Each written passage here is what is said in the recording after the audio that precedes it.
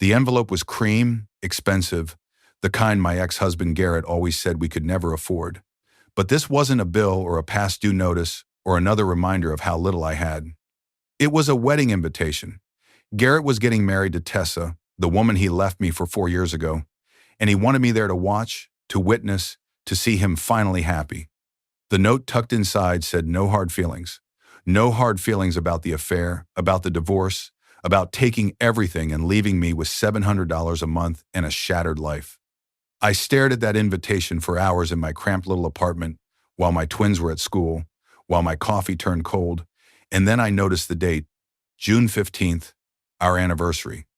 He had chosen our anniversary for his wedding to someone else. That's when I made the decision. I was going to that wedding, but not the way he expected. Not as the poor, broken ex-wife he assumed I still was.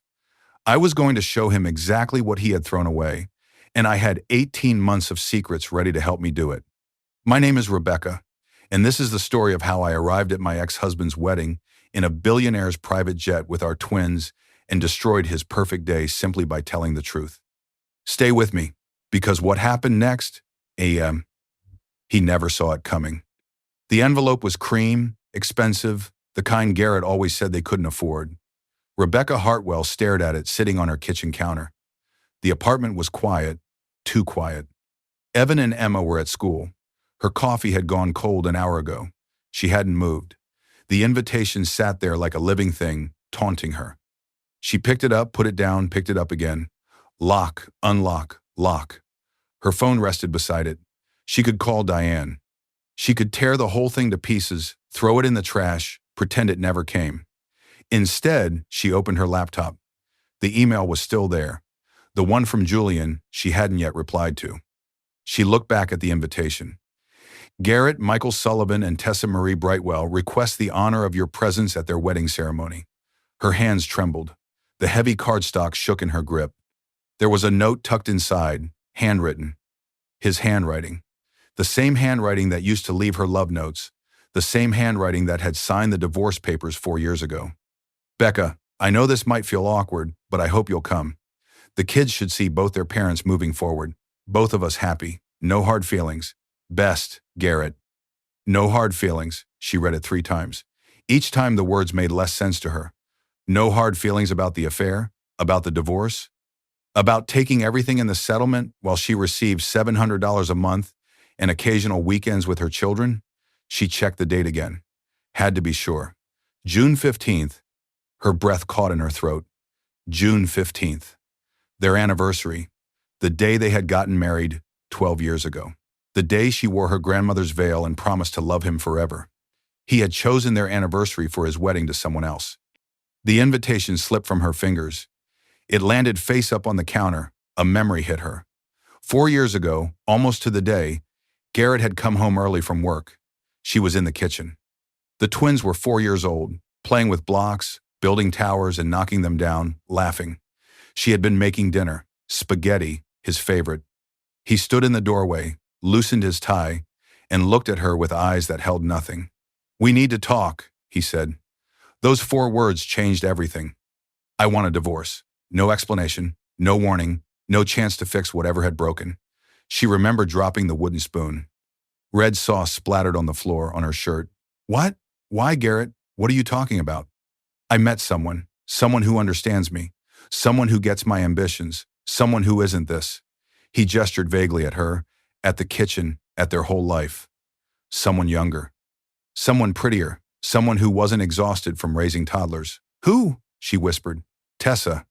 Tessa, her friend. The woman who had been in their wedding party. The woman who had come to their vow renewal 3 years earlier. Becca shook her head, pushed the memory away, but the memories kept coming anyway. The divorce proceedings. Garrett's lawyer was a shark in a suit.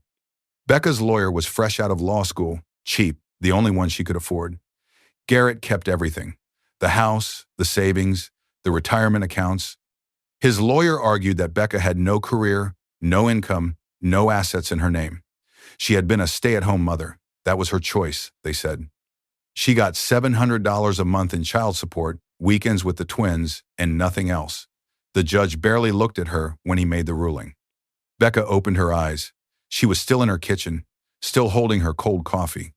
4 years of struggling, 2 jobs that barely covered rent, food bank visits she hid from the kids, birthday parties she couldn't afford to throw. 4 years of Garrett's mother, Patricia, calling to say things like, if you had taken better care of yourself, maybe he wouldn't have strayed. 4 years of seeing Evan and Emma every other weekend, of missing bedtimes and school plays and first lost teeth. 4 years of becoming invisible. She picked up her phone, opened her photos, and scrolled back. There it was, her wedding day. She was 27, white dress, flowers in her hair, smiling so wide it must have hurt. She didn't recognize that woman. That woman had dreams. That woman believed in happy endings. That woman had been so terribly naive. Becca set the phone down and looked at the invitation one more time. No hard feelings. Something hot and sharp twisted in her chest. Her laptop pinged. Another email from Julian. She opened it. Becca, I know you need space. I understand. But I'm here when you're ready. Always, Jay. Julian. Kind, patient Julian. The man she had met 18 months ago when she spilled coffee all over his laptop at a coffee shop. The man who laughed instead of getting angry. The man she didn't know was a billionaire tech mogul until their 5th date, when someone recognized him. Julian, who accepted that she needed to keep their relationship private, that her ex-husband couldn't know, that the twins couldn't meet him yet. Julian, who never once complained, never pushed, who simply waited. The doorbell rang. Becca jumped and spilled cold coffee on the counter. She wasn't expecting anyone. She looked through the peephole. A man in a suit stood there, professional, serious, holding a package marked confidential. Her heart hammered. She opened the door. Rebecca Hartwell? He asked. Yes. Sign here, please, she signed. He handed her the package and left without another word. Becca closed the door, locked it, and stared at the package. Heavy, official-looking no return address. She opened it slowly. Inside were documents, plane tickets, and a handwritten note. You don't have to hide us anymore. Let me be there. Let them see you as I do. You deserve to walk into that room like you own the world, because you do. Always, Jay. Her vision blurred. Beneath the note were legal papers. She flipped through them, hands shaking, financial records, bank statements, asset transfers, all with Garrett's name on them.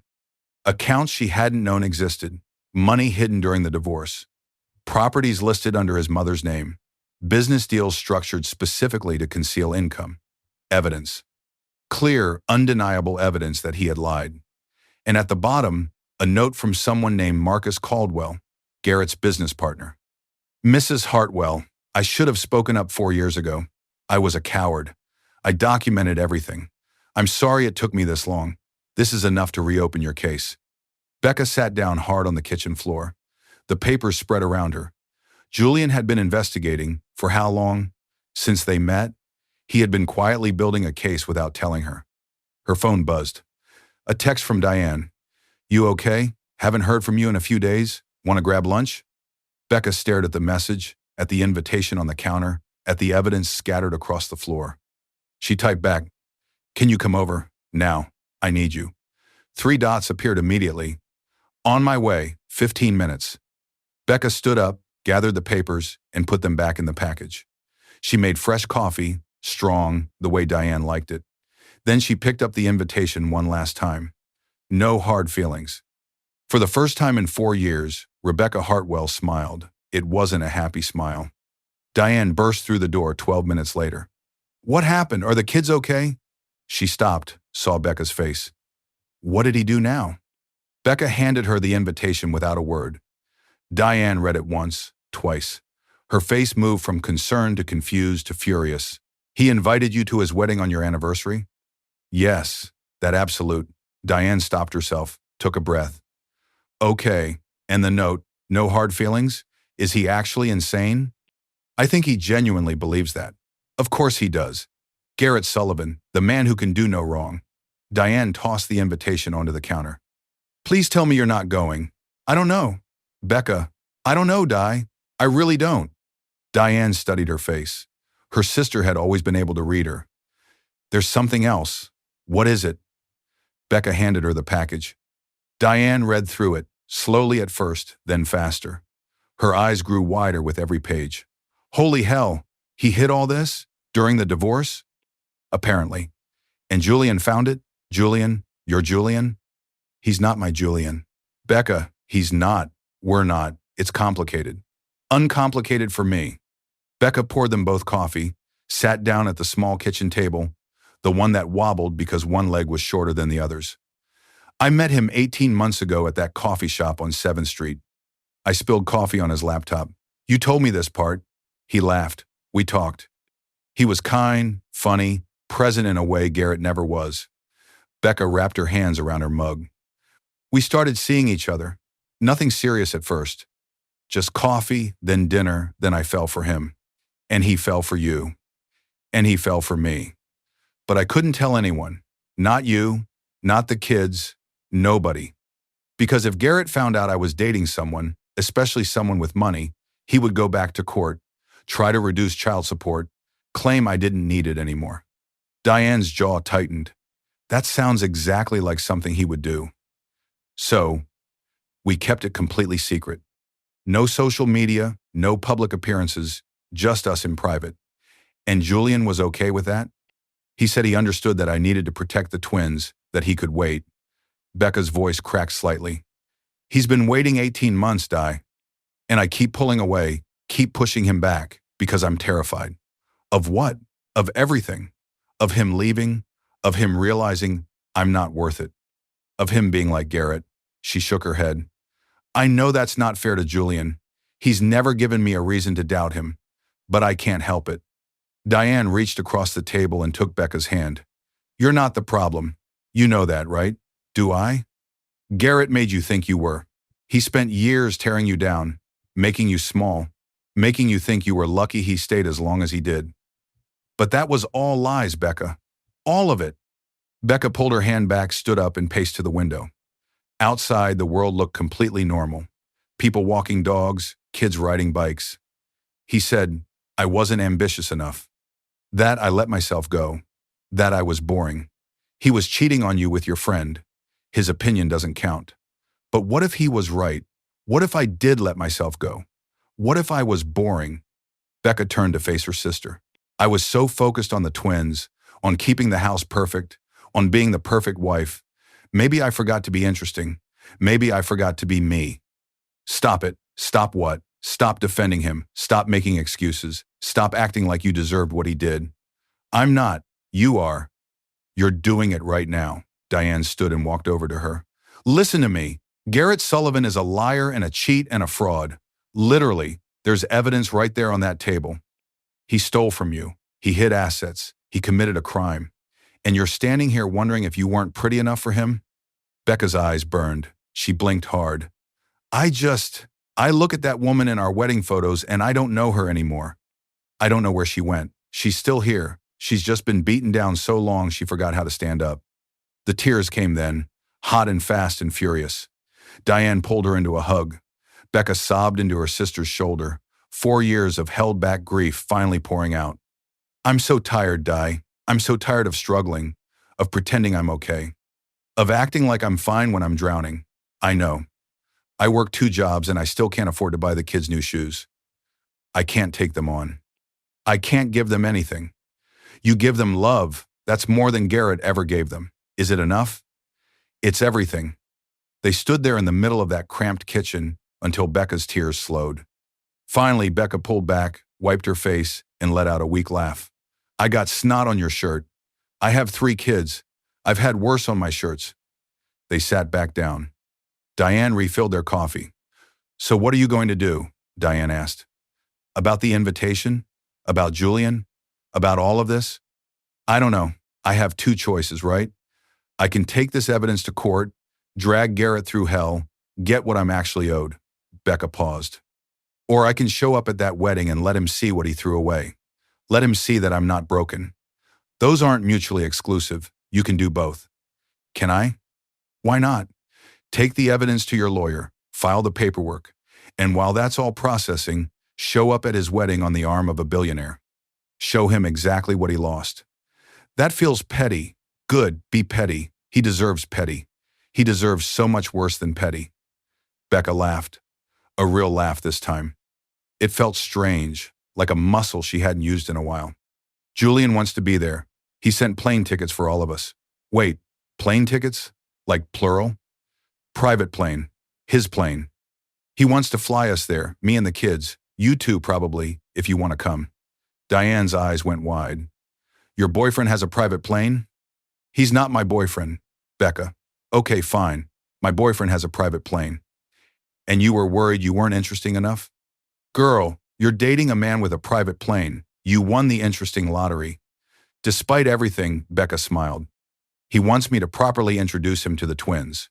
He says we've been hiding long enough. He's right. What if they hate him? What if they love him? That might be worse. Diane shook her head. You can't protect them from everything. You can't protect yourself from everything. Sometimes you have to take the risk.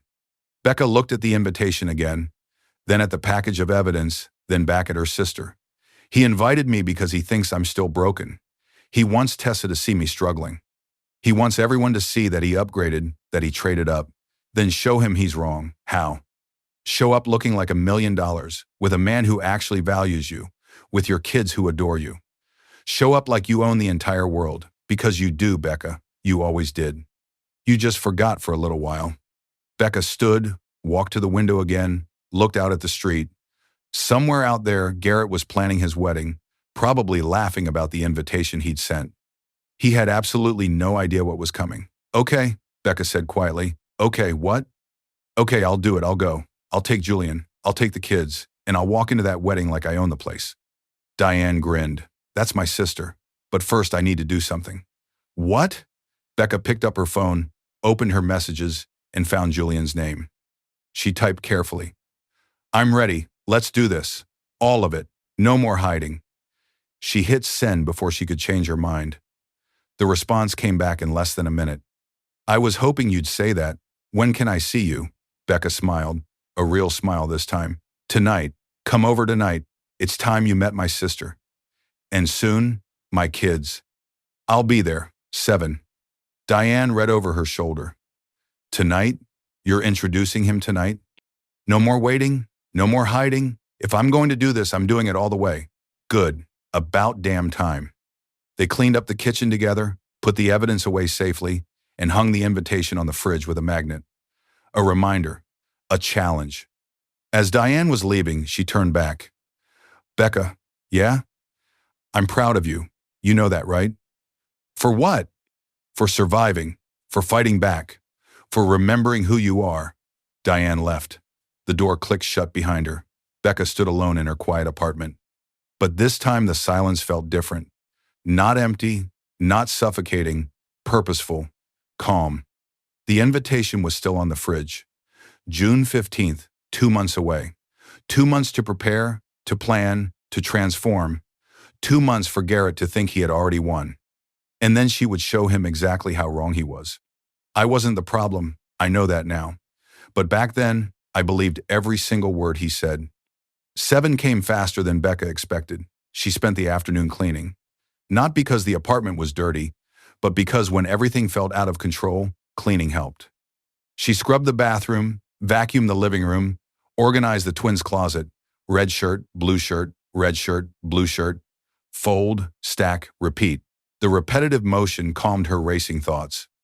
At 6:45, she checked herself in the mirror. Jeans, a soft sweater, hair down, minimal makeup. Normal. She didn't feel normal. Her phone buzzed. Julian. Parking now. Be right up. Her heart jumped. She pressed a hand to her chest. Breathed. This was Julian. Kind Julian. Patient Julian. There was nothing to be nervous about.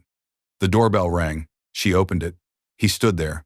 Casual clothes, dark jeans, a simple shirt. He could have been anyone, except for his eyes.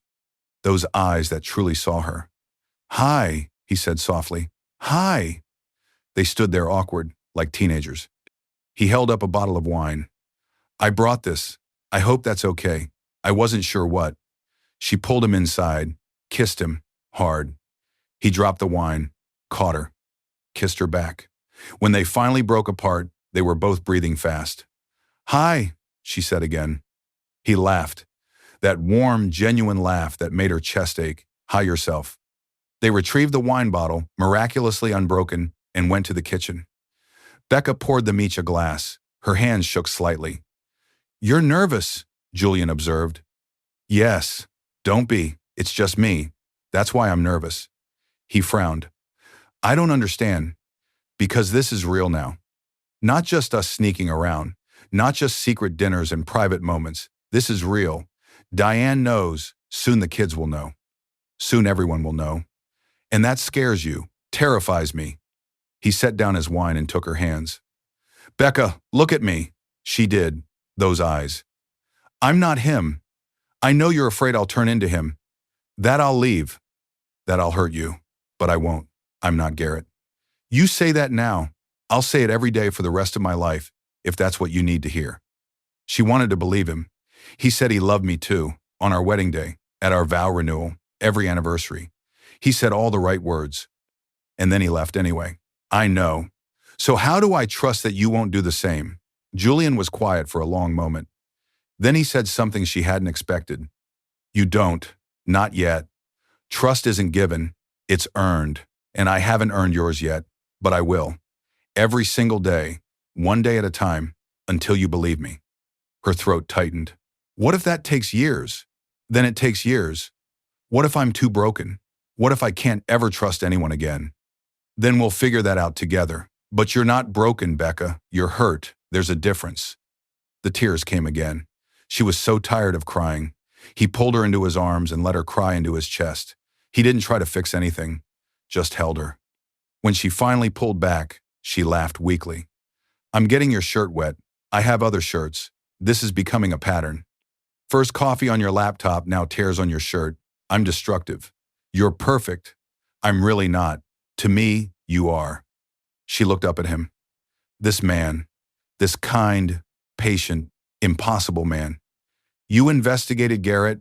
You got evidence. You built a whole case without telling me." He had the grace to look a little embarrassed. "I did. I'm sorry. I should have asked first. Why didn't you?" "Because I knew you'd tell me not to. That you'd say you didn't want to cause trouble. That you'd protect him even though he doesn't deserve it. So I did it anyway." "That's pretty arrogant." "Yes, it is. I'm sorry. Don't apologize." "I'm not mad." She paused. "I'm grateful and terrified and confused. He's everything Garrett said I didn't deserve. Successful, generous, and he treats me like I'm the extraordinary one. That terrifies me." "Why?" "Because what if you figure out I'm not? What if you realize Garrett was right? That I'm boring and ordinary and not worth the effort?" Julian cupped her face in his hands. "Becca, listen to me very carefully. You are not boring. You are not ordinary. You survived 4 years of hell and came out the other side still kind. Still caring. Still fighting for your kids. That's extraordinary. That's heroic. I don't feel heroic. Heroes rarely do." The doorbell rang. Becca jumped. "That's Diane. Should I hide?" "No. No more hiding, remember?" She let her sister in. Diane took one look at them and grinned. "Am I interrupting?" "Yes," Becca said. "Good. I wanted to meet the mysterious billionaire boyfriend." Julian extended his hand. "Julian Ashford.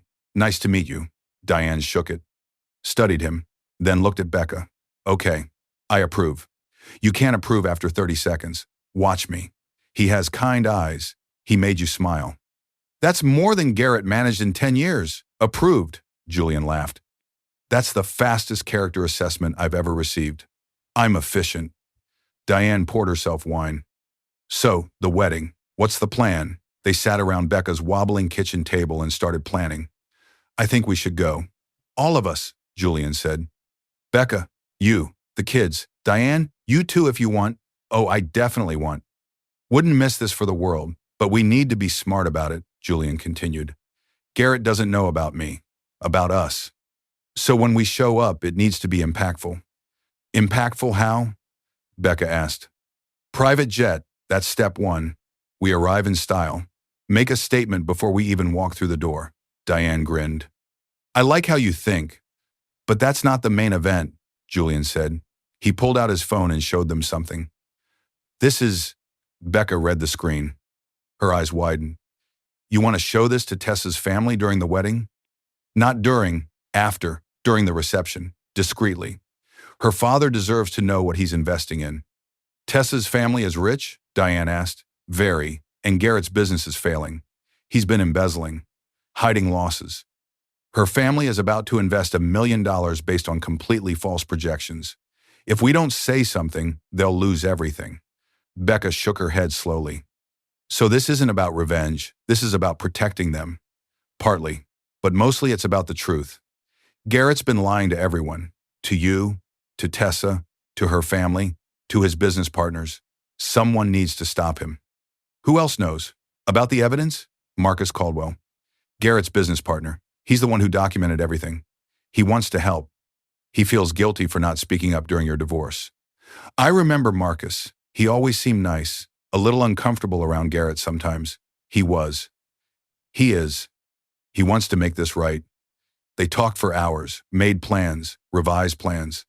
By the time Diane left, it was past midnight. Julian stood to leave too. Stay, Becca said quietly. He looked at her.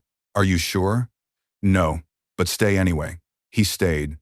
They lay in her small bed, not touching, just being. Tell me about the first time you saw me, Becca said into the darkness. The coffee shop? Yes, you rushed in. Hair everywhere, bag falling off your shoulder. You ordered a large coffee, black, no sugar. The barista said something, and you laughed, a real laugh. Not polite, just genuine. And I thought, yeah, I want to know that person, the person who laughs like that. Then I spilled coffee all over your laptop, best coffee spill of my life. She turned to face him. Why me? You could have anyone, models, actresses, CEOs. Why a broke single mom in a coffee shop? Because you're real. Because when I talk to you, I'm not Julian Ashford, billionaire tech mogul. I'm just Julian, just me. And you like me anyway. I do like you. That's the problem. How is that a problem? Because liking you means trusting you. And trusting you means risking everything. And I don't know if I can survive being broken again. He rolled to face her. Then don't think about forever. Just think about right now, this moment. Are you okay? Right now, yes, then that's enough. We'll worry about tomorrow when it comes. She kissed him. Soft, gentle, full of promise and fear and hope. When they fell asleep, she dreamed of weddings, of cream-colored invitations, of walking into a room full of people who expected her to be small, and of walking in tall instead. I have a choice. Take the evidence to court and drag him through hell, or show up at that wedding and let him see what he threw away. Both feel like justice. Neither feels like quite enough. The next 2 weeks passed in a blur. Becca filed the paperwork, took the evidence to her lawyer, started the process to reopen her divorce case. Her lawyer, a sharp woman named Jennifer Martinez, looked through everything with steadily widening eyes. This is substantial. This is really substantial. Where did you get this? A friend. Some friend. This is enough to not only reopen your case, but potentially press criminal charges. Did you want to pursue that? Becca thought about it. About Garrett in handcuffs, in a courtroom, in prison. She thought she'd want that. But sitting in Jennifer's office, she realized something. She didn't actually care what happened to Garrett, not anymore. She just wanted what was owed to her. Let's start with reopening the case. Get a fair settlement. We can discuss criminal charges later. Jennifer nodded. Smart. One step at a time. How long will this take? Months, maybe a year. These things move slowly, especially when the other party's going to fight. And Garrett will fight. This makes him look very bad. Good, Jennifer smiled. I like you. Let's destroy him. Becca left the office feeling lighter, stronger. She had taken the first step, the hardest step. Now came the second part. Julian wanted to meet the twins properly. The thought terrified her. She talked to them carefully one evening, sat them down after dinner. They were 8 now, old enough to understand. Mom, you're making your serious face, Emma said. Are we in trouble? No, baby, no trouble. I just need to talk to you about something. Evan put down his tablet. Is it about Dad? No, well, sort of, but mostly about me. Okay. They looked concerned. I have a friend, a good friend, someone I've been seeing for a while, and he wants to meet you, if that's okay. Silence. Then Evan asked the question she'd been dreading. Is he your boyfriend? Because Dad says you'll never find anyone as good as him. The words hit like a slap. Becca kept her face neutral, calm. Your dad said that? Yeah, he said you're too. I don't know. He used words I didn't understand, but he said no one would want to date you. Emma nodded. He said you didn't take care of yourself. That's why he left. Because you got lazy. Um, Becca's hands clenched in her lap, under the table where they couldn't see. She wanted to scream, to rage. Instead, she breathed, your dad is wrong. I didn't get lazy. I was taking care of you two, and that was hard work. Really hard work. Harder than any job I've ever had. We know that, Emma said quickly. We know you work hard. And as for my friend, his name is Julian. He's kind, he's funny, and yes, he's someone very special to me. But I need you to know something important. They waited. No one will ever replace your dad. He's your father. That doesn't change. But I'm allowed to be happy too. I'm allowed to have someone in my life who cares about me. Is that okay? Evan looked at Emma, some silent twin communication passing between them. Finally, Evan said, does he make you smile? Yes. Real smiles? Not the fake ones you do when Dad talks about Tessa? Becca's heart broke. They noticed. Of course they noticed. Real smiles. Then I guess it's okay, Emma nodded. When do we meet him? This weekend, Saturday. We'll go to the park, get ice cream, just hang out. No pressure. If you don't like him, we'll figure it out. But I hope you'll give him a chance. Okay, they said together. That night, after they were asleep, Becca called Diane. He told them I was lazy, that I let myself go, that no one would want me. That absolute. Diane stopped herself, took a breath. He said that to his 8-year-old children, apparently. Becca, you need to document this. Tell your lawyer. This is parental alienation. You could use this. I will. But right now, I just needed to tell someone. Because if I don't say it out loud, I'm going to scream. Then scream. I'll wait. So Becca screamed into a pillow, loud and long and furious. When she was done, Diane said calmly, feel better? A little. Good. Now listen. Julian meeting the kids this weekend is huge. It's the right move. But you need to prepare yourself. For what? For them to love him. Because if they love him and he leaves, it'll break them. It'll break you. So you need to be sure. Really sure. That he's in this for real. I am sure. Are you? Because 2 weeks ago you were ready to keep hiding forever. Becca was quiet. I'm terrified. Every single day I wake up expecting him to realize I'm not worth it, that he's made a mistake, that he could do better. Those are Garrett's words in your head, not the truth. How do I even tell the difference anymore? By looking at evidence. Has Julian ever made you feel small? No. Has he ever criticized you, put you down, made you feel less than? No. Has he pushed you, rushed you, demanded things you weren't ready for? No. He's been nothing but patient. Then trust that. Trust the evidence in front of you, not the ghosts in your head. Saturday came too quickly. Becca changed outfits 4 times. Nothing felt right. Finally, she settled on jeans and a soft blue shirt. Simple, comfortable, herself. Julian picked them up at 10 in the morning. He drove a normal car, nothing flashy, just a regular SUV. The twins climbed into the back seat, suspicious and guarded. Hi, Julian said. I'm Julian. It's really nice to meet you both. Silence. Then Emma asked, how much money do you have? Emma, Becca turned around. You can't ask people that. Why not? I want to know. Julian laughed, a real laugh, not uncomfortable, just genuinely amused. That's a fair question. I have more money than I need and less than I want. That's not an answer, Evan pointed out. You're right, it's not. The real answer is complicated. But the simple answer is enough to be comfortable, enough to help people I care about. Not enough to solve every problem in the world, but enough to make a difference. Evan considered this. Are you trying to buy us? Because Dad's girlfriend does that. She buys us stuff and thinks that makes us like her. I'm not trying to buy you. I'm trying to get to know you, and I hope you'll get to know me. If you don't like me, that's okay. But I hope you'll give me a chance. They went to the park, not a fancy park, just a regular neighborhood park with swings and slides. Julian pushed Emma on the swings, played basketball with Evan, sat with Becca on a bench, and didn't try to hold her hand in front of them. He was giving them space, time, room to adjust. After an hour, Emma ran over. Julian, can you push me higher? Becca's chest tightened. Emma had called him by name. Just Julian. At lunch they got pizza, the kids' favorite place. Nothing special, but they were laughing, talking, acting natural. Evan told Julian about his math class, about how he loved patterns and numbers.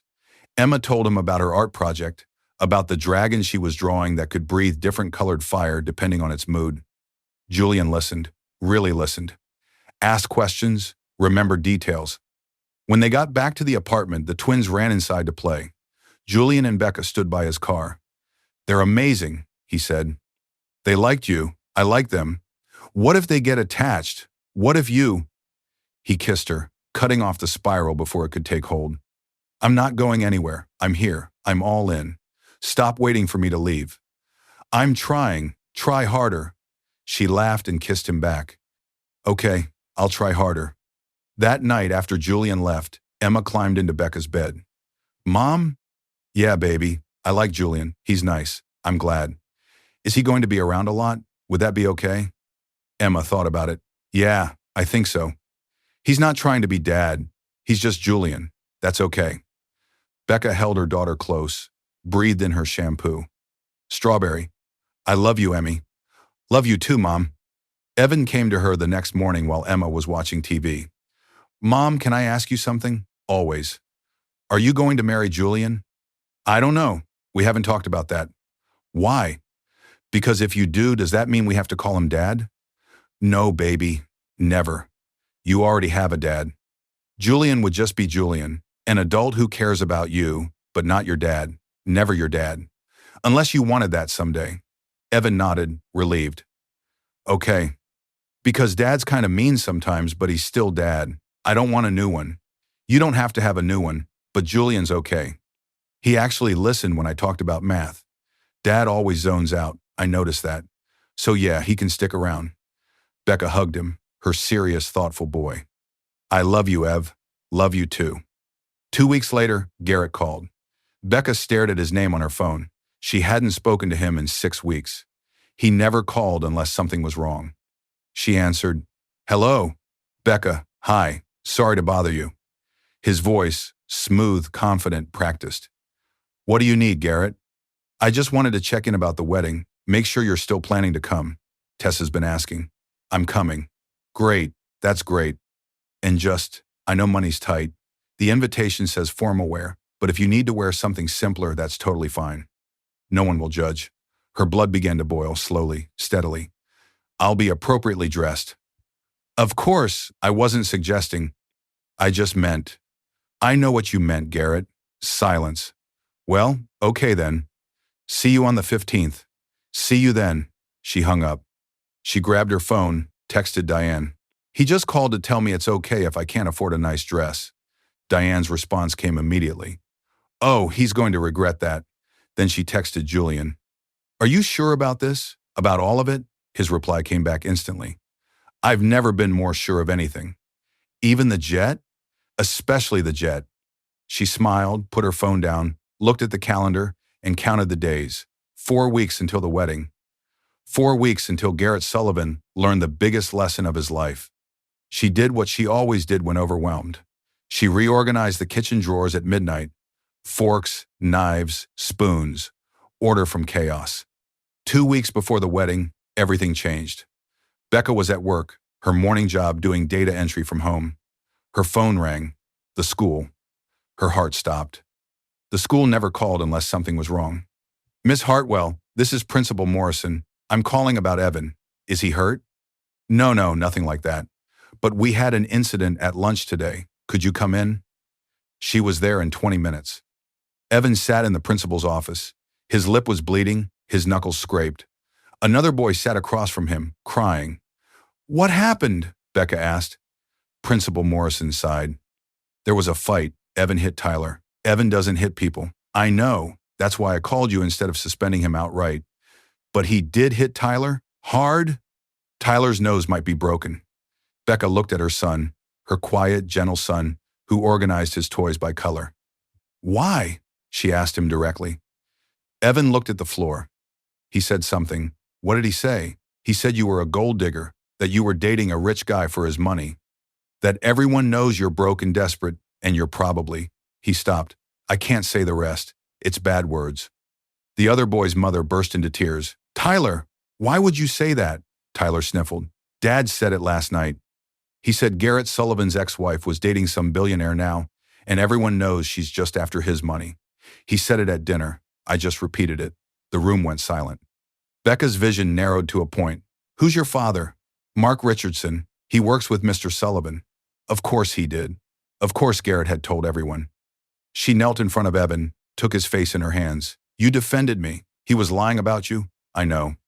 But we don't hit people, even when they lie. But, no, I know you were angry. I know you wanted to protect me. But violence isn't the answer. Tears filled Evan's eyes. I'm sorry. I know you are.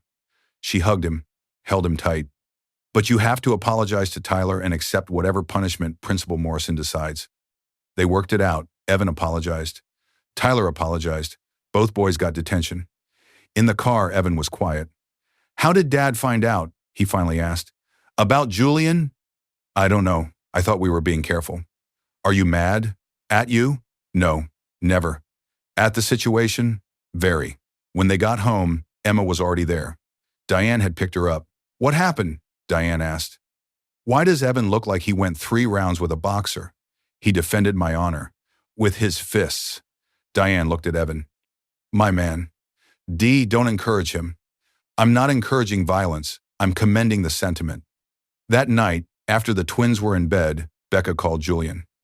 Garrett knows about us. How? I don't know. But he's telling people I'm a gold digger, that I'm using you for money. Julian was quiet for a moment. Does that bother you? What he's saying? Yes. No. I don't know. It bothers me that Evan got into a fight over it, that people are talking about us. Becca, people are going to talk no matter what. If you're with me, they'll say you're after money.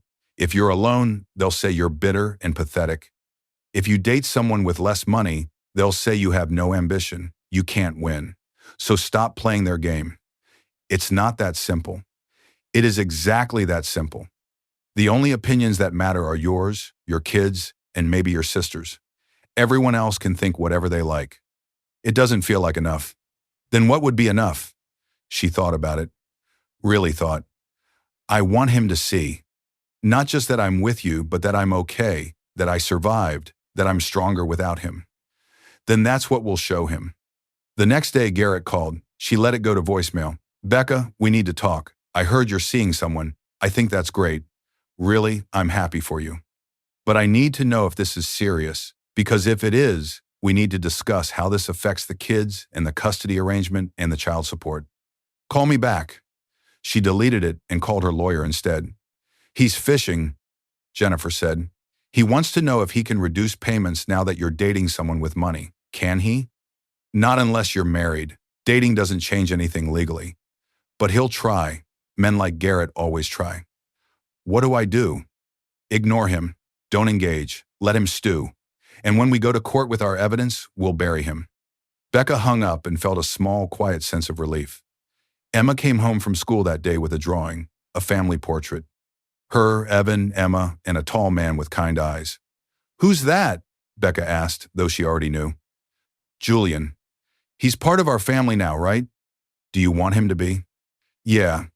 He's nice and he makes you laugh. You don't laugh when Dad's around.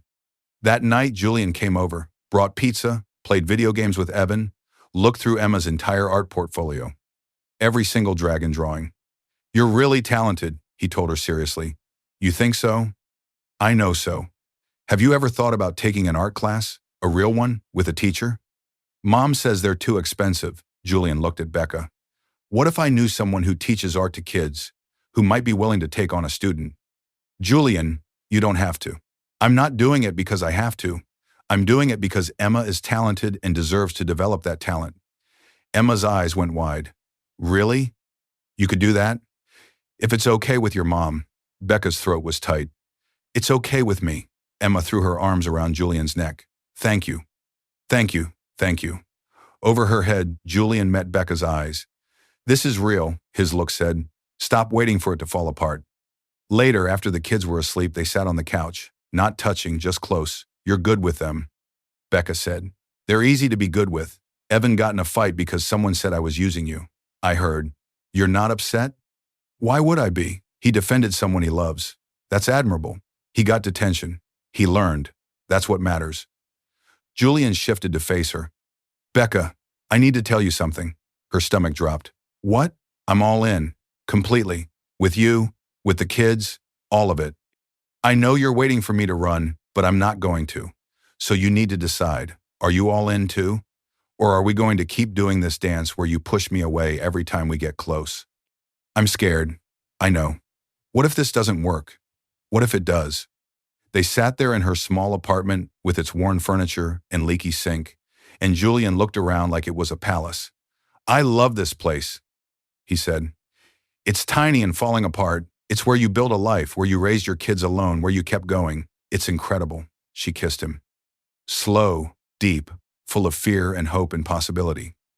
I'm all in, she whispered against his mouth. I'm terrified, but I'm all in. That's all I needed to hear. The phone rang. Garrett again. She ignored it. Julian smiled. Good choice. 2 days later, Patricia Sullivan called. Becca almost didn't answer, but something made her. Hello, Rebecca. It's Patricia, Garrett's mother. We need to talk. I don't think we have anything to. It's important. Please, I'm asking, not telling. Something in her voice made Becca pause. Okay, where? That Italian place on 5th Street. Tomorrow noon. Please come. She hung up before Becca could argue. Becca stared at her phone and called Diane. Garrett's mother wants to meet me. That woman who spent 10 years making your life hell? That Patricia? Yes. Why? I don't know, but I'm going to find out. I'm coming with you. Di, you don't have to. I'm coming. Non-negotiable. If she tries something, I'm there. End of discussion. So the next day they went together. Patricia was already there, sitting in a corner booth. She looked older than Becca remembered, tired. Sad. Thank you for coming, Patricia said as they sat down. What do you want? Diane asked bluntly. Patricia looked at Becca. Really looked at her. I owe you an apology, a massive apology, for everything. Becca blinked. What? I was horrible to you for years. I pushed Garrett toward Tessa. I thought she was better, wealthier family, better connections. I thought I was helping my son. I was wrong. So terribly wrong. Why are you telling me this? Patricia's hand trembled as she reached for her water glass. Because Garrett's business is failing. Has been for 2 years. Tessa's family money is the only thing keeping it alive. The wedding is essentially a business merger, and he's lying to them about everything. Diane leaned forward. How do you know this? Marcus told me. Garrett's business partner. He's been documenting everything. He feels guilty and wants to make it right. Why now? Becca asked. Patricia met her eyes. Because I watched what my son did to you, and now I'm watching him do it to someone else, and I'm tired. So tired of protecting him from the consequences of his own choices. She reached into her purse and pulled out a folder. This is everything, more than what you already have. Bank statements, text messages, emails, proof of every lie he told during your divorce. Becca took the folder, hand shaking. Why are you giving this to me? Because you deserve better. You deserve so much better than what I helped him do to you. I can't fix the past. But maybe I can help the future. They sat there in that restaurant, the woman who had made Becca feel worthless now handing her the keys to justice. I don't know what to say, Becca admitted. Say you'll use it. Say you'll stop him. Say you won't let him do to Tessa what he did to you. Becca looked at Diane. Her sister nodded. I'll use it. All of it. Patricia nodded, stood to leave. Patricia, Becca called. Are you coming to the wedding? I have to. I'm his mother. But I won't be celebrating. She paused. I hope you walk into that room like you own it. Because you do. You always did. You just forgot for a while. She left before Becca could respond. Diane and Becca sat in silence. That was unexpected, Diane finally said. What was that? Redemption? Guilt? Both? Probably both. Becca opened the folder, flipped through page after page of evidence. This is everything. This is more than enough. So what are you going to do? Becca closed the folder and looked at her sister. I'm going to that wedding. I'm walking in with Julian and my kids, and I'm going to show everyone exactly who Rebecca Hartwell is now. Hell yes. They high-fived over pasta. For the first time in 4 years, Becca felt like she was winning. He thinks I'm still that woman. The one who apologized for existing, the one who made herself small so he could feel big. That woman is gone. 10 days before the wedding, Garrett called again. This time Becca answered. Hello, Garrett. Becca, good. I've been trying to reach you. I've been busy. Right. Look, I wanted to talk to you about something. About this guy you're seeing. His name is Julian. Right? Julian. The billionaire tech guy. That Julian. Yes. Silence on his end. She could practically hear him recalculating. How long have you been seeing him? Why does that matter? Because if it's serious, we need to renegotiate the custody arrangement, the support payments, everything. There it was, exactly what she'd been waiting for. We're not renegotiating anything, Garrett. Becca, be reasonable. If you're with someone who has that kind of money, you don't need my support anymore. Actually, legally, I still do. Dating doesn't change anything. We'd have to be married for that. More silence, longer this time. Are you planning to marry him? That's none of your business. It is if it affects my financial obligations. Her blood boiled, slowly and steadily. Your financial obligations, not your children, not their well-being. Your money. That's what you care about. That's not fair, isn't it? You've been trying to reduce payments since the day we divorced. You fought me on everything, every penny, every weekend, because it was never about the kids. It was about control, about winning. I'm getting married in 10 days. Can we not do this now? You called me. You brought this up, so yes, we're doing this now. He sighed, that condescending sigh she remembered so well. Look, I was trying to be civil, but fine. I'll see you at the wedding. Please try to dress appropriately. I know money's tight, but Tessa worked really hard on this wedding. I'd hate for you to embarrass her. She should hang up. She should let it go. Instead, she said, I'll be appropriately dressed. Don't worry about me. Great. And Becca, I know this is hard for you, seeing me move on. But I hope we can be mature about this. For the kids. For the kids, exactly. They need to see both their parents happy, moving forward. You're absolutely right. They do need to see that, so we're good? We're perfect. She hung up. She sat there in her quiet apartment, shaking with fury. Diane arrived 15 minutes later. Becca hadn't called her, but Diane always knew. What did he say? Becca told her, every word, every condescending syllable. Diane paced back and forth. I want to punch him. I really, really want to punch him. Get in line. How are you this calm? I'm not calm. I'm furious, but I can't show it. Not yet. Not until the wedding. Diane stopped pacing and looked at her sister. You've changed. Do you know that? 2 months ago, you would have apologized to him, would have made excuses. But now you're standing up. He gave me no choice. No, you chose this. You chose to stop letting him control you. That's different. They sat down. Becca made tea. Chamomile. I need to talk to you about something, Becca said. Something I've been thinking about. Okay. This wedding, this whole thing with Julian and the jet and showing up like I own the place. Part of me wonders if I'm doing it for the wrong reasons. What do you mean? Am I doing this to be free? Or am I doing this for revenge? Diane considered carefully. Does it have to be one or the other? Doesn't it? I don't think so. I think you can want both. You can want to be free of his control and also want him to see that you're okay, that you survived, that he didn't break you. But what about Tessa? She's collateral damage in all this. She's marrying a liar, a fraud, and we're going to expose him at her wedding. That feels cruel. So don't think of it as exposing him. Think of it as saving her, because that's what you're doing. You're saving her from making the same mistake you did. She might not see it that way. Probably not at first. But eventually she'll understand. She'll be grateful. Becca sipped her tea, still too hot. You were so bright, Diane said suddenly. When you two started dating, you lit up every room. By the end, you were a ghost. I know. Do you? Because you still sound like you think you deserved it. Silence. Say it, Becca. Say you didn't deserve what he did. I didn't deserve what he did. Louder. I didn't deserve what he did. Again. I didn't deserve what he did. He did. She was nearly shouting now, crying, years of suppressed rage finally breaking free. Diane held her.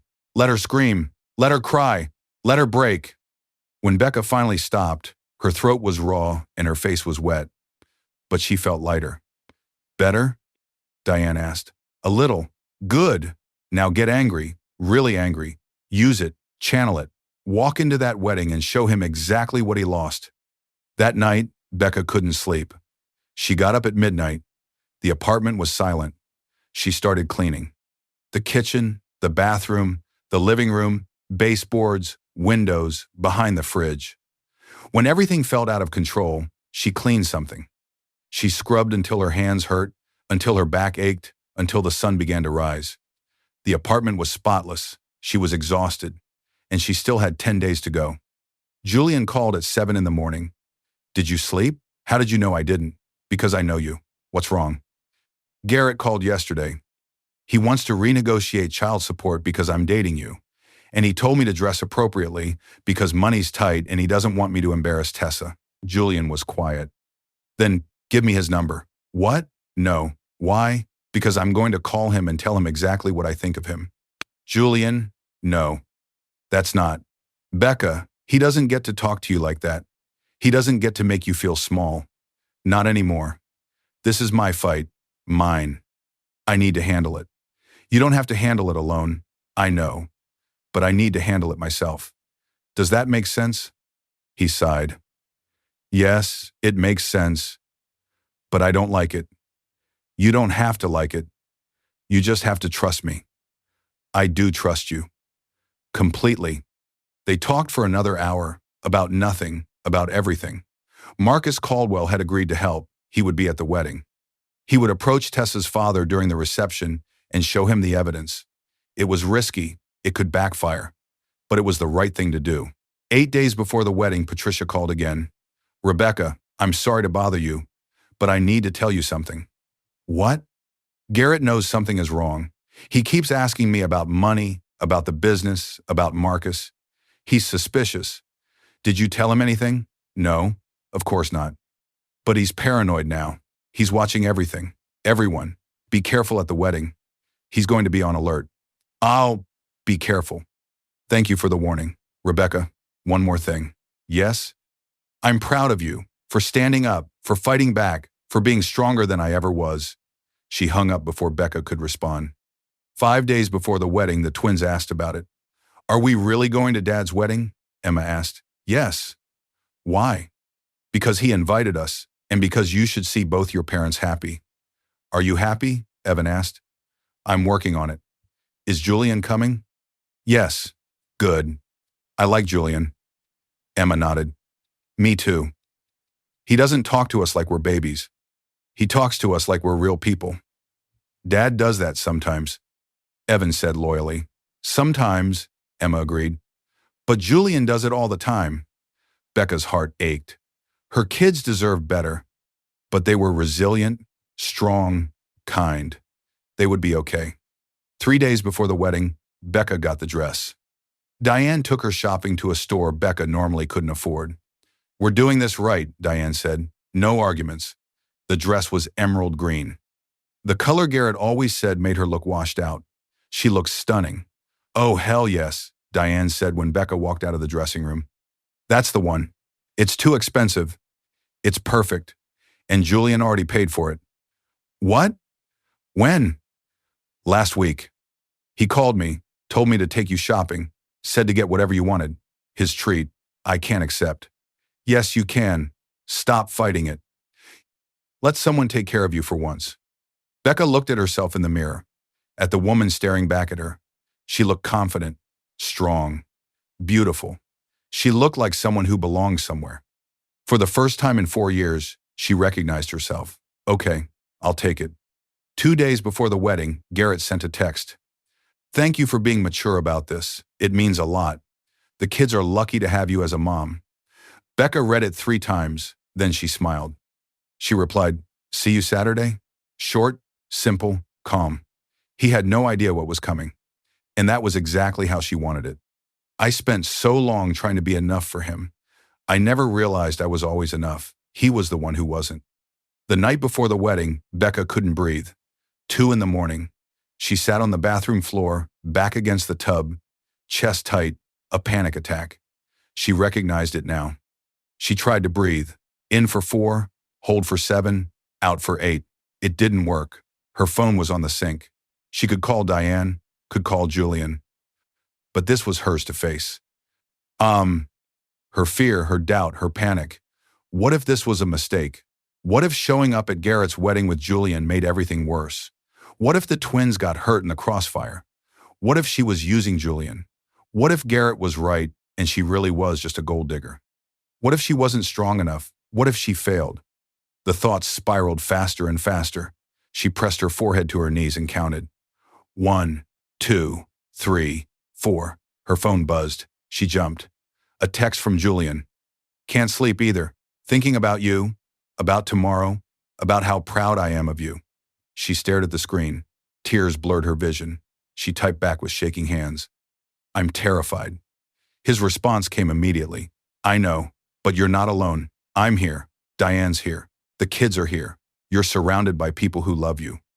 What if I'm not ready? You are. You've been ready for years. You just didn't know it. She wanted to believe him. Her phone rang. Julian's name lit up the screen. She answered. Hi, she whispered. Hi. His voice was soft, warm. I heard the panic in your text. Talk to me. I don't know if I can do this. Yes, you can. But what if? No what ifs. Just facts. Fact, you survived 4 years of hell. Fact, you raised 2 incredible kids basically alone. Fact, you rebuilt your life from nothing. Fact, you're the strongest person I know. I don't feel strong because you're human. Humans get scared. But strength isn't the absence of fear. It's moving forward despite it. She was quiet, listening to him breathe on the other end of the line. Tell me something, she finally said. Anything. Why me? Really? Not the coffee shop story, not the surface answer. Why did you choose me? He was quiet for a long moment. Do you want the truth? Always. Because the first time I saw you, you were exhausted, frazzled, clearly overwhelmed. And when the barista made a joke, you laughed anyway. A real laugh, despite everything. And I thought, that's who I want to know. The person who can find joy even when everything's hard. The person who keeps going. The person who survives. She closed her eyes. More tears came. I'm a mess, Julian. You're human. There's a difference. What if tomorrow's a disaster? Then it's a disaster. But you'll survive it, like you've survived everything else. How do you have so much faith in me? Because I see you. Really see you. Not the version Garrett tried to create. Not the version you think you should be. Just you, and you're magnificent. She laughed weakly. That's a strong word. It's the right word. They talked until the sky started to lighten, until her panic slowly faded, until her breathing evened out. Thank you, she said finally. For what? For not letting me spiral alone. Always, now go try to sleep. Big day tomorrow. Big day tomorrow. She hung up, climbed back into bed, stared at the ceiling. Sleep didn't come, but the panic was gone. At 6 a.m, she got up, made coffee, sat at her kitchen table. The invitation was still on the fridge, watching her. She took it down and looked at it one last time. No hard feelings, she laughed, actually laughed. Garrett had no idea what feelings she carried, none, because he'd never once bothered to ask. Diane arrived at 8 carrying coffee and pastries and an overnight bag. Okay, she said, we're doing this, full glam. Hair, makeup, nails, everything. That's too much. Nothing is too much for today. Today you show him what he lost. Today you walk in like a queen. I feel more like a court jester than fake it till you make it. By the time we're done, you'll believe it. They spent the morning transforming. Hairstyled, makeup perfect, nails painted a deep red. When Diane was finished, Becca looked in the mirror. She almost didn't recognize herself. She looked powerful, confident, beautiful. Holy hell, Diane breathed. You look incredible. I look like someone else. You look like yourself. The yourself you forgot ever existed. The twins came home from their sleepover with Diane's kids. They stopped in the doorway. Mom, Emma said. You look like a princess. You look pretty, Evan agreed shyly. Thank you, babies. Now go get ready. We have a wedding to attend. They scrambled to their rooms. Diane helped Becca into the emerald dress and zipped it up. Becca turned and looked at herself. The woman in the mirror was unrecognizable and completely familiar all at once. You ready? Diane asked. No. But I'm doing it anyway. That's my girl. Julian arrived at one in a suit, looking like he'd walked off the page of a magazine.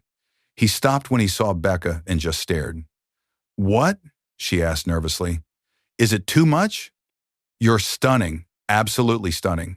The twins came out, Emma in a pale blue dress, Evan in a little suit.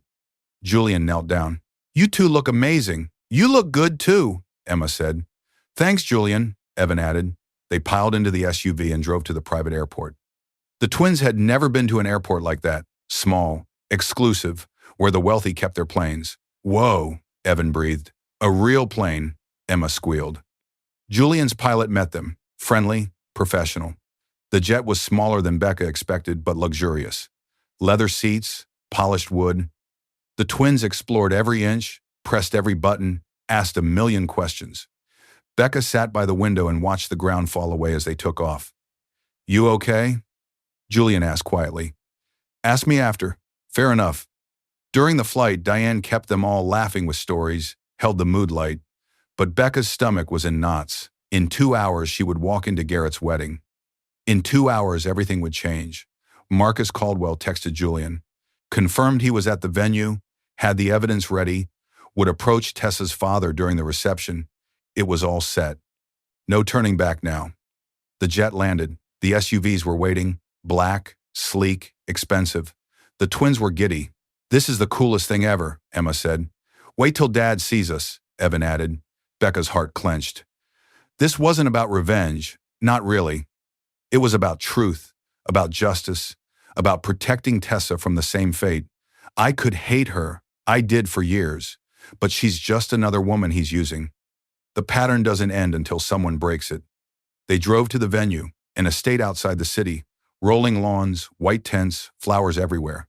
The kind of wedding Garrett always said they couldn't afford. Here we go, Diane said. Here we go, Becca echoed. The SUVs pulled up to the entrance.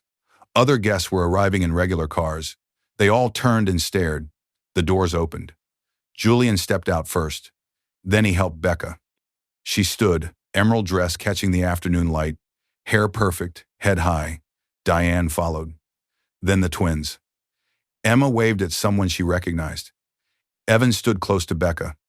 Whispers spread like wildfire. Is that Rebecca Hartwell? Who's the man with her? Is that Julian Ashford? The Julian Ashford? Did she just arrive in a private jet? Becca walked forward, one foot in front of the other.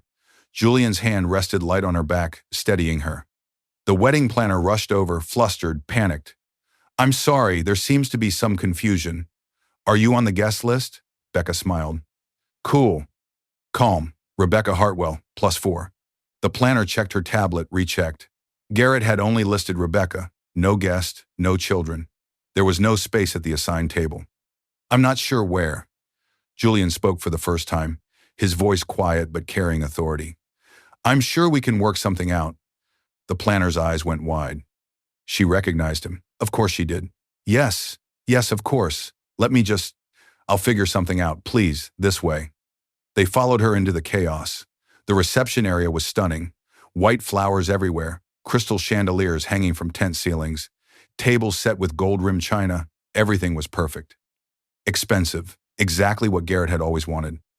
Guests turned to stare as they entered. The whispers grew louder. Patricia Sullivan saw them from across the lawn. She went pale. Then she smiled, actually smiled. She walked over slowly, deliberately. Rebecca, you look beautiful. Becca blinked. Thank you, Patricia. Patricia looked at the twins. Hello, Evan. Emma, you both look wonderful. Hi, Grandma, they said quietly. Then Patricia looked at Julian and extended her hand. You must be Julian Ashford. I've heard a great deal about you. Julian shook it. All good things, I hope. Patricia's smile was sad. Better than he deserves to hear. She looked back at Becca. I'm glad you came. She walked away before Becca could respond. Diane leaned in. Did Garrett's mother just compliment you? I think she did. The world has officially turned upside down. They found their seats. The planner had scrambled and put them at a table near the back, out of the way, but still visible to the entire room. Becca sat, breathed, looked around. Lydia Monroe sat a few tables over. She caught Becca's eye, nodded, and smiled. Another ally, another person who knew the truth. The ceremony was about to begin. Guests filed to their seats. Garrett appeared, walking toward the altar.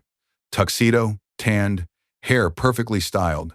He looked confident, happy, like a man who had everything. He glanced toward the back, saw them. His face moved through several emotions in rapid succession. Shock, confusion, anger, calculation. His eyes locked on Julian. Recognition dawned slowly. Becca watched him process it, watched him realize. She smiled, just slightly. Garrett's jaw clenched. He looked away and continued to the altar, but his composure was cracked. She could see it clearly. Music started, the bridal march. Everyone stood. Tessa appeared, beautiful, young. Her dress had probably cost more than Becca's car. She walked down the aisle smiling, radiant. Becca felt a pang of something, not jealousy, pity. This poor girl had no idea what she was marrying. The ceremony proceeded, traditional, familiar. The officiant spoke at length about love and commitment and forever. Becca watched Garrett's face. He kept glancing back at her, at Julian, at the twins. He was distracted, uncomfortable. Good. Vows were exchanged. Garrett's voice shook slightly. He stumbled over the words. Do you, Garrett Michael Sullivan, take this woman? I do, Garrett interrupted, too quickly, too eager to be finished. Tessa looked at him, concerned. The officiant continued. Do you, Tessa Marie Brightwell? I do, Tessa said softly. I now pronounce you husband and wife. You may kiss the bride. They kissed, briefly, awkwardly. The guests applauded. Becca clapped politely. The twins fidgeted beside her. It's almost over, she whispered to them. Can we go home soon? Evan asked. Soon, baby. Soon. The ceremony ended. Guests moved to the reception area. Cocktail hour, music, laughter, champagne flowing. Becca stood with Julian. Diane hovered nearby. The twins got sparkling cider and cookies. People approached, curious, bold. Rebecca, is that you? Oh my God. You look amazing. Thank you. And who is this handsome man? This is Julian. Julian, I'm sorry, I don't remember your name. Susan. We met at the Christmas party 5 years ago. Right. Susan. Susan's eyes were hungry, taking in every detail. The dress, the jewelry, Julian's obvious presence. So how do you two know each other? Julian answered smoothly. We met at a coffee shop. She spilled coffee on my laptop. Susan laughed, a little too loud. How charming. It was, Julian agreed. Best day of my life. He said it like he meant it, because he did. Susan made excuses and scurried away, probably to tell everyone what she just learned. That happened 6 more times. Different people, the same questions, the same curious eyes. Becca handled it, smiled, made small talk, played the part. But inside, she was counting the minutes. Garrett approached during cocktail hour, alone. Tessa was taking photos with her family. Becca, you came. His eyes flicked to Julian, to the children. I didn't know you were bringing guests. You said the children should see both parents moving forward. This is their future. I wanted them to see it. Garrett's jaw tightened. And who is this? Julian extended his hand. Julian Ashford, pleasure to meet you. Garrett recognized the name. Everyone did. His face moved through several emotions. How long? He started. 18 months, Becca said calmly. The children met him last week. Garrett looked like he'd been slapped. I see. His voice was tight. And you thought bringing him to my wedding was appropriate? You invited me. You said no hard feelings. I took you at your word. Garrett opened his mouth, closed it, opened it again. We need to talk about the custody arrangement, about child support, about not here. Becca said firmly. Not today. Today is your wedding day. Enjoy it. She walked away, left him standing there. Julian followed, the twins trailing behind. That was amazing, Diane whispered. You just shut him down. I'm shaking. You didn't show it. That's what matters. They found their table, sat down, waited for dinner. Marcus Caldwell approached, mid-40s, kind eyes, nervous energy. Mrs. Hartwell, it's good to see you. Marcus, thank you for coming. He shook Julian's hand. Mr. Ashford, thank you for everything. Just Julian. And thank you for your courage. What you're doing isn't easy. Marcus looked around and made sure no one was listening. Tessa's father is here, Richard Brightwell. I'll approach him after dinner, show him everything, let him make his own decision. Be careful, Becca said. Garrett's suspicious. Patricia warned me. I will be, but this needs to happen. He needs to know what he's investing in, what his daughter is marrying. Marcus left and melted back into the crowd. Becca watched Garrett across the room. He was talking to Tessa, gesturing toward their table. Tessa looked confused and concerned. She thinks I'm here to cause trouble, Becca said quietly. Aren't you? Diane asked. No, I'm here to tell the truth. There's a difference. Dinner was served, fancy, multi-course. The kind of meal that cost hundreds of dollars per person. Becca picked at her food. Her stomach was too tight to eat. The twins ate everything.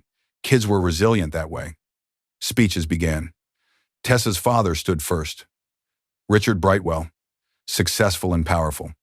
He talked about his daughter, about how proud he was, about welcoming Garrett into the family, about looking forward to their business partnership. Becca watched Garrett relax slightly, smile, nod. He thought he'd won. Garrett's mother stood next. Patricia looked tired. She gave a short speech, perfunctory, nothing warm. When families join, we hope for the best, she said. We hope for honesty, for integrity, for truth. She looked directly at Becca as she said it. The message was clear. Then came the best man, one of Garrett's work friends. He told jokes, made everyone laugh, talked about Garrett like he was the greatest man alive. Becca sat with her hands in her lap. Finally, the speeches ended. Music started. Dancing began. Garrett and Tessa took the floor for their first dance. They moved stiffly, awkwardly, like two people who didn't quite fit together. Becca watched and felt nothing. The grief was gone. The anger was gone. Just peace. She turned to Julian. Dance with me? Always. They stood, walked to the dance floor. Other couples joined. The space filled. Julian pulled her close and they swayed. Are you glad you came? He asked. Yes. But not for the reason I thought. Why then? Because I needed to see that he's just a man. Not the monster I made him in my head, not the god I tried to please. Just a man making bad choices, Julian smiled. You're incredible. You know that? I'm working on believing it. Work faster. She laughed. Actually, laughed. Across the dance floor, Tessa was watching them, her face unreadable. Then their eyes met, woman to woman. Recognition passed between them. They both knew what Garrett was. But only one of them could still escape. Becca looked away first. Marcus made his move 20 minutes later. Becca saw him approach Richard Brightwell, saw him gesture toward a quiet corner, saw Richard follow. They disappeared into a side room. Becca's heart pounded. This was it. Julian squeezed her hand. It's going to be okay. 30 minutes passed. Then 45. Becca danced with Evan, then Emma, then Diane. Julian kept the twins entertained, told them stories, made them laugh. He was natural with them, like he'd been doing it for years. Finally, Richard emerged. His face was stone. He went directly to Tessa and pulled her aside. Garrett watched, confused, then worried. They talked. Richard showed Tessa something on his phone. Her face went pale. Becca couldn't hear what was being said, but she could see the devastation. Tessa looked at Garrett, then at her father, then back at Garrett. She shook her head, said something sharp, and turned away. Garrett tried to follow. Richard blocked him. The two men spoke. Richard's body language rigid, angry. Garrett's face went from confused to panicked. 10 minutes later, Richard made an announcement. Excuse me, everyone. I'm sorry to interrupt, but there's been a family emergency. We need to leave. The reception will continue, but the bride and her family must go. Gasps, confused murmurs. Tessa walked past Garrett without looking at him. Her face was completely blank. Shock, betrayal, devastation. Garrett tried to follow. Richard blocked him again, whispered something. Garrett went white. The Brightwell family left en masse, quickly and quietly.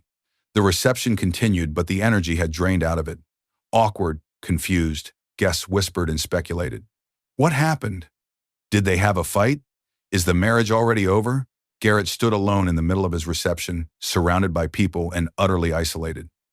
Patricia went to him. He shook her off. Becca gathered the twins. Time to leave. They'd been perfect all evening, ready to go home. Diane grabbed their things.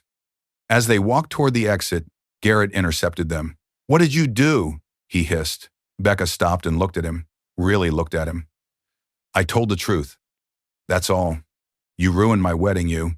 "No, you ruined your wedding. You've been lying to everyone. To me, to Tessa, to her family, to yourself. I just stopped covering it up." He looked at Julian. "You think he's better than me?" Julian spoke calmly. "I think she deserves someone who sees her value, whether that's me or anyone else." Garrett's face crumbled. "I made a mistake with you. I see that now." Becca felt something shift inside her. Something settle. "I know. But that's your burden to carry, not mine. Not anymore. But Becca, we're done, Garrett. We've been done for 4 years. I'm just finally accepting it." She walked away. Julian and the twins beside her, Diane trailing. They didn't look back.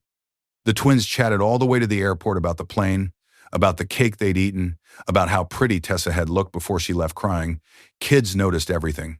Becca was quiet, processing. "You okay?" Julian asked softly. "I am. I really am." On the plane, Emma fell asleep on Julian's shoulder. Evan held Becca's hand. "Mom," Evan said quietly. "Yeah, baby. Did we do something bad to Dad?" "No, we told the truth. Sometimes the truth hurts, but it's still better than a lie." "Is Dad going to be mad at us?" "Maybe for a while, but that's not your fault. That's his choice." Evan nodded, satisfied. "I love you, Mom." "I love you too, Ev." Back at home, Becca tucked the twins into bed. They fell asleep immediately, completely spent. Diane gave her a long hug. "I'm so proud of you," she whispered. "Thank you for everything, for always being there. Now go rest. You've earned it." Diane left. Julian stayed. They sat on the couch in her small apartment in the quiet.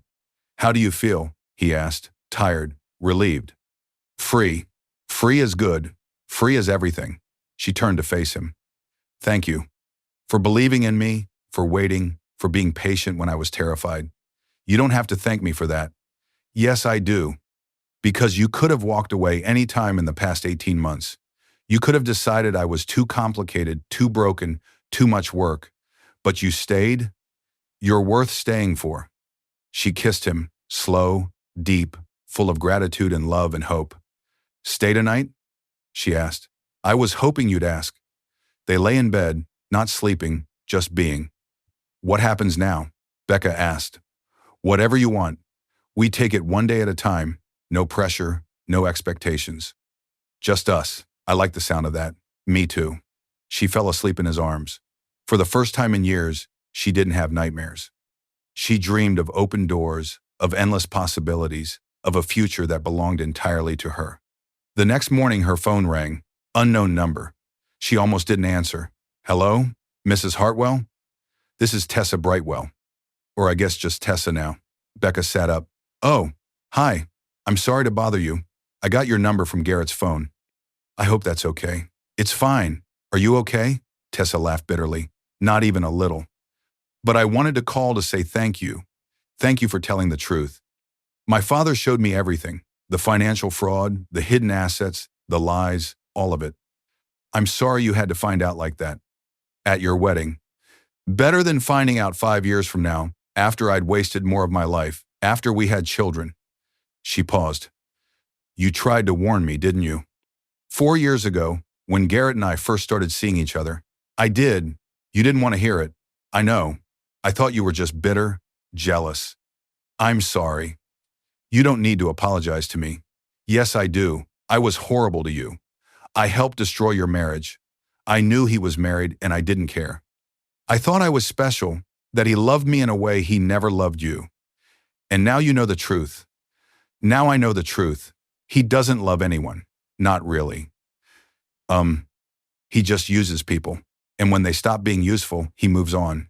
I'm sorry, Tessa. I really am." "Me too." Tessa's voice broke. "I have to go. My father's lawyers are handling the annulment, but I wanted you to know you saved me from making the same mistakes you did. Thank you." She hung up. Becca sat there, phone in hand, staring at nothing. Julian came out of the bedroom. Everything okay?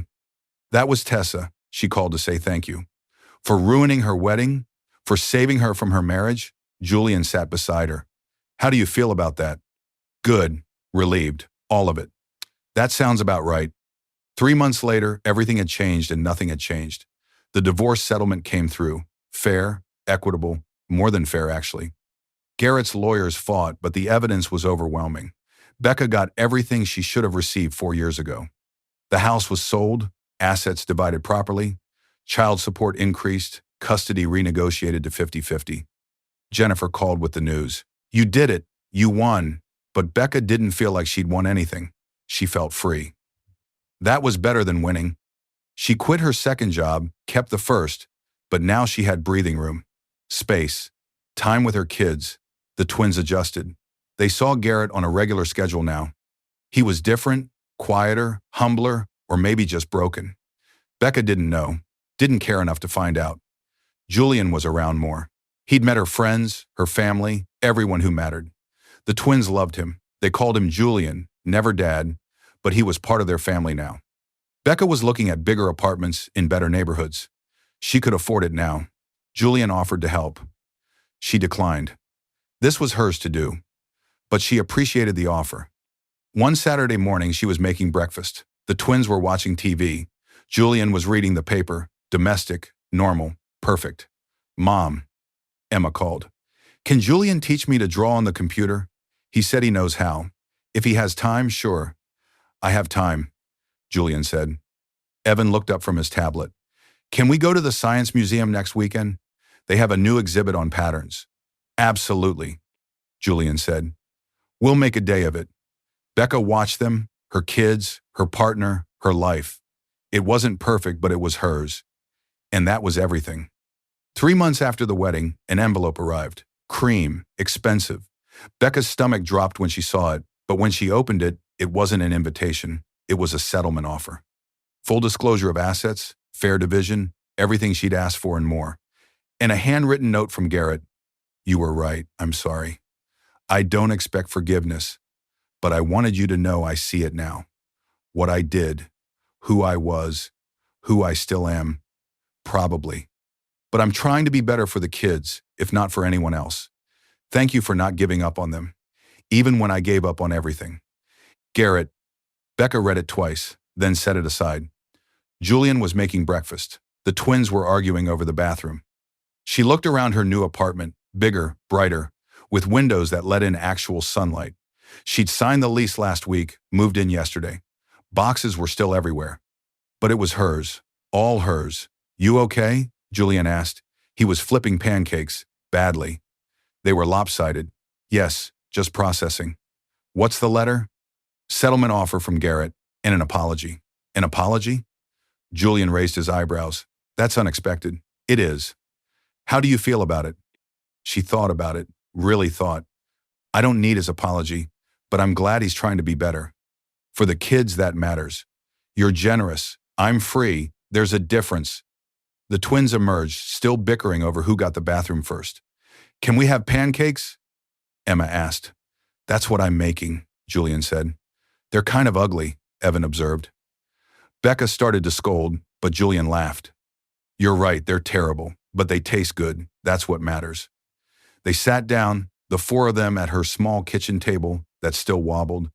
She'd get a new one eventually, but not yet. This one had history, memories. After breakfast, Diane called. How's the new place? Good, still unpacking, but good. Need help? Always. Diane arrived an hour later with coffee and donuts and her kids in tow. The apartment filled with noise, kids running, adults unpacking, music playing, beautiful chaos. Becca stood in the middle of it all and watched. This was what peace felt like. The doorbell rang. Julian answered it. Marcus Caldwell stood there holding a bottle of wine. I hope this is okay. I wanted to stop by, congratulate you on the new place. Come in, Becca said. You're always welcome. Marcus came in, looked around, smiled. You did it. You really did it. We did it. You were part of this too. You did the hard part. You survived. They talked for a while about Garrett's business, about the fallout, about rebuilding. Garrett stepped down, Marcus said. The board forced him out. The business is recovering slowly, but we'll make it. I'm glad, Becca said. And she meant it. Marcus left after an hour, promising to stay in touch. Patricia called that evening, brief, a little awkward, but genuine. Rebecca, I wanted to thank you for what you did for Garrett. I know it doesn't seem like it helped him, but it did. He's finally facing consequences, finally growing up. He's your son. You don't have to thank me for that. Yes, I do. You could have destroyed him. Sent him to prison. You had every right, but you chose mercy. That takes strength. Becca didn't know what to say. I hope you're happy. Patricia continued. You deserve to be happy. I'm working on it. Good. That's good. Patricia hung up. Becca stared at her phone, amazed. The world had completely turned upside down. That night, after the twins were asleep, Becca and Julian sat on her new balcony. Small, but it overlooked a park, trees, grass, open space. She'd never had a balcony before. Tell me something, she said. Anything. Do you ever regret it? Getting involved with me? With all my chaos? Never. Not for a single second. Even when I was pushing you away? Especially then, because that's when you needed someone the most. She leaned against him and breathed. I love you, she said. First time she'd said it out loud. First time she'd admitted it fully to herself. I love you too. He'd said it before many times, but hearing it now felt different. Real, solid, true. They sat there in the quiet, watching the sun go down. What do you want? He asked. For the future, for us. Honestly, this, just this. You, the kids. Peace, normal, boring days where nothing dramatic happens. That sounds perfect. It does, doesn't it? They went inside to sleep. But before she closed her eyes, Becca checked her phone one more time. A text from Tessa. Just wanted you to know, I'm okay. Better than okay, actually. I'm going back to school, art history. Something I always wanted to do but never made time for. Thank you for showing me I could start over, that it's never too late. Becca smiled and typed back. You're going to do amazing things. I believe in you. She set her phone down and closed her eyes, and realized something. She had spent 4 years waiting for Garrett to see her value. But the truth was, his opinion had never mattered. The only opinion that mattered was her own. And she finally saw herself clearly. Not as someone's ex-wife, not as someone's mother, not as someone's girlfriend, just as herself. Rebecca Hartwell, 38 years old, survivor, fighter, mother, partner, friend, imperfect, flawed, scared sometimes, but enough, always enough. She fell asleep smiling and dreamed of open roads. Epilogue. 1 year later, Becca stood in her kitchen, not the cramped one from her old apartment, a real kitchen in a real house. She'd bought it 6 months ago, with her settlement money. Her money, earned and deserved. 3 bedrooms, 2 bathrooms, a backyard where the twins could play. It wasn't huge, it wasn't fancy, but it was hers.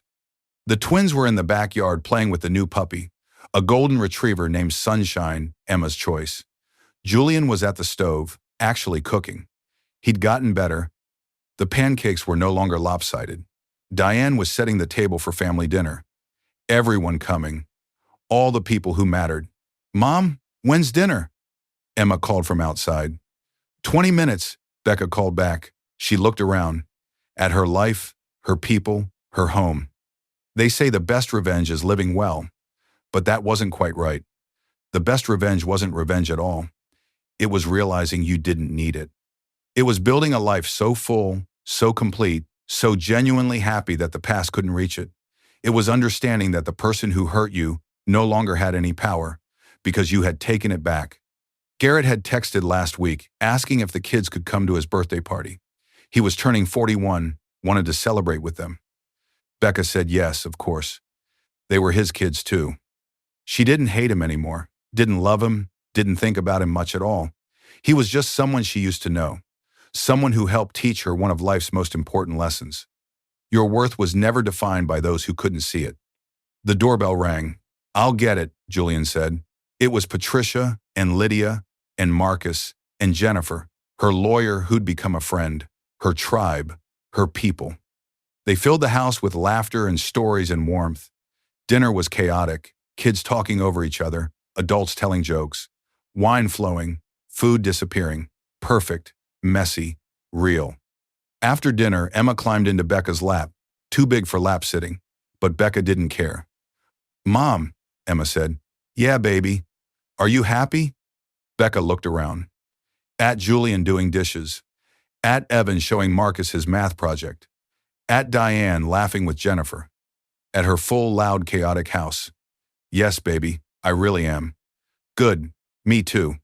That night, after everyone left and the kids were asleep, Becca found herself in the bathroom. Same position as a year ago. Sitting on the floor, back against the tub. But this time, she wasn't panicking. She was crying. Good tears, healing tears. Julian found her there, sat down beside her, didn't ask anything, just sat. "I made it," she finally said. "You did. I survived. You did more than survive. You thrived." She leaned her head on his shoulder and breathed. "Thank you," she whispered. "For what?" "For seeing me. When I couldn't see myself. Always." They sat there on the bathroom floor, in their imperfect house, with their imperfect lives. And Becca realized something. This was it. This was everything she had ever been searching for. Not revenge, not vindication, not even justice. Just peace, just love, just freedom. Just herself. And that was always enough. So that's my story. The day I stopped being invisible. The day I took my power back. If this story resonated with you, if you've ever felt small or worthless or forgotten, I want you to know something. You are not alone, and you are stronger than you think. If you enjoyed this journey with me, please hit that like button. It helps more people find these stories, people who need to hear them. Drop a comment below and tell me, have you ever had a moment where you stood up for yourself? Where you finally said enough? I read every single comment. I love hearing your stories. And if you want more stories about survival, strength, and second chances, subscribe to the channel and turn on notifications. I share new stories every week, real struggles, real transformations, real hope. Share this video with someone who needs to hear it. That friend who's going through a divorce, that sister who's rebuilding her life, that woman who forgot she is powerful. Your support means everything. Every like, every comment, every share helps build this community of survivors. Thank you for listening. Thank you for being here. And remember, your worth was never defined by those who couldn't see it. Until next time, keep fighting, keep surviving, keep thriving. You've got this.